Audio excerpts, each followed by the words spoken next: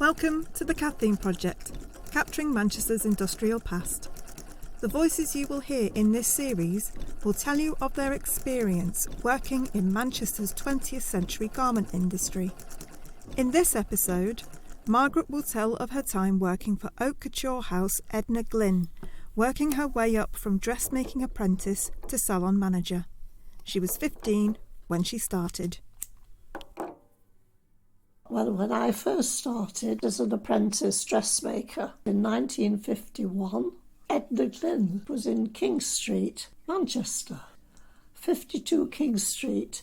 It was above Lincoln Bennett's, who were on the ground floor. Our showroom was on the first floor and our workrooms were on the second floor. And the owners, it was husband and wife team. He was the business side of it. And she designed all the clothes. It was all women's wear. We didn't do gents at all. We were an haute couture house, dressmaking and tailoring. And we had 2 collections a year, just like the Big Ten did in London at the time, like Norman Hartnell and Hardy Ames. And all the clients would come in, choose from our house models, and then they would choose the materials from swatches and the colours they wanted them in. And then they would come in and have 2 fittings. We would fit them. Well, I fitted them after I finished sewing in the workroom. I went into the showroom and helped to sell the clothes from the models. And then eventually I moved up into the showrooms. They opened a shop in St Anne's Street with a showroom downstairs. And the workroom moved over from King Street into St Anne's Street, adjoining the shop. There we stayed for many years as a shop, but in the meantime the salon got extended and the salon moved on to Deansgate, overlooking Deansgate. It was on the block, more or less opposite. It was a co-op at the time, before you got to the Deansgate cinema anyway. And then the shop turned into ready-to-wear. All the clothes were still made by us, but not fitted in the same way. Still had swatches. People could see the garments. If it wasn't their size, we would make them in their size. And they could have 1 fitting at an extra cost, whereas the others were 2 and 3 fittings for the couture clothes. And as the years went by and the times changed, we then started buying in expensive clothes. And we stayed doing that more or less till we finished in 1989. When I first started, I worked in the workroom, and you learnt the different things, like buttonholes. I know I was day after day doing buttonholes, till I got them perfect, over-sewing till it was perfect, because everything was hand done, apart from machining seams. And it all had to be just right. And same as marking up, thread marking.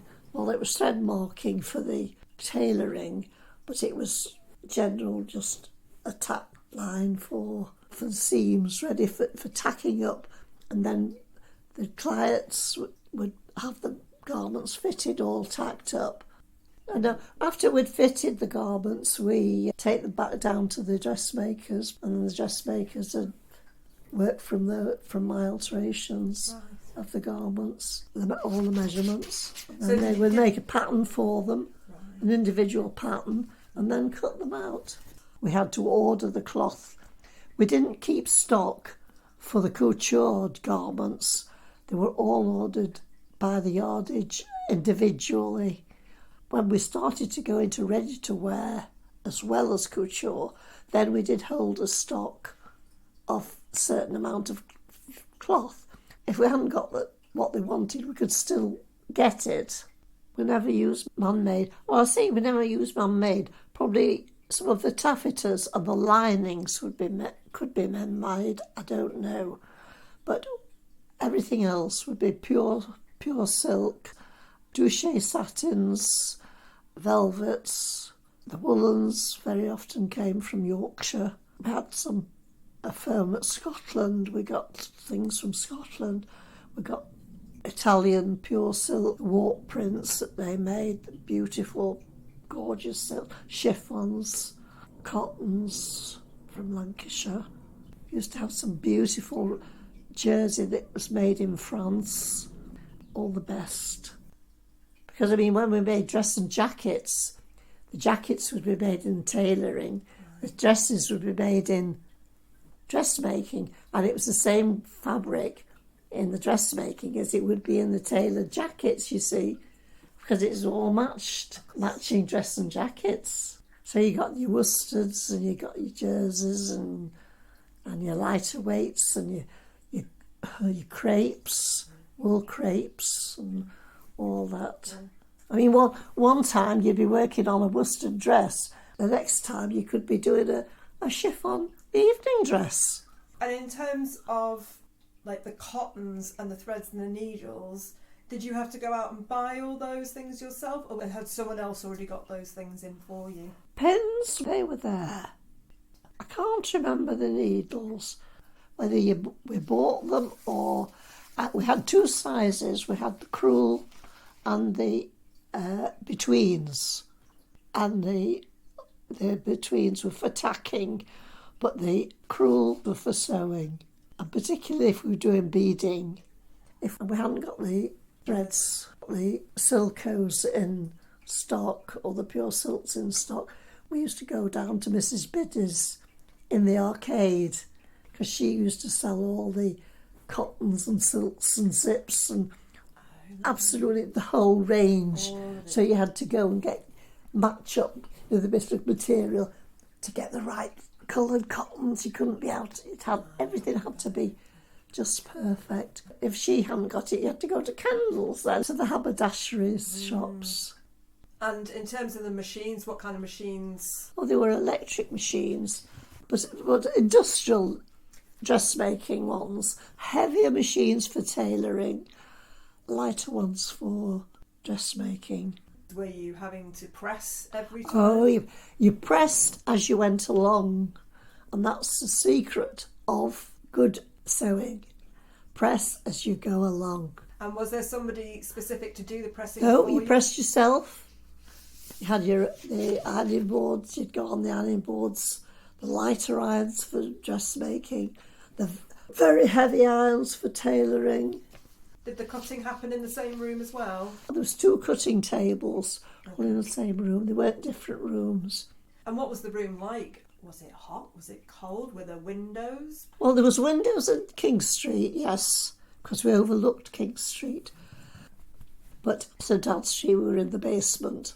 All we had was light, with the lights on the footpath that you had on, but not enough. You're in an artificial light all the time.